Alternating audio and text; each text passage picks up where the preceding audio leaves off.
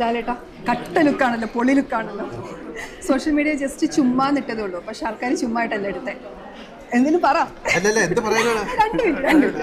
ഇത്ര കട്ട മീശയിൽ എവിടെയും കണ്ടിട്ടില്ല. അത്ര കട്ട പോലീസുകാരനാണോ? സിനിമ കണ്ടിട്ട് പറയാം. ഓക്കെ, ലാലേട്ട ഹൈപ്പ് എന്ന് വെച്ചാൽ ലാലേട്ടൻ കേൾക്കുമ്പോൾ നമുക്ക് ഭയങ്കര ഹൈപ്പാണ്. 2026 നമ്മൾ ഭയങ്കര ഹൈപ്പോടെയാണ് പ്രതീക്ഷിക്കുന്നത്. ദൃശ്യം 3 ഏപ്രിൽ 2-ാം തീയതി റിലീസാവുന്നു.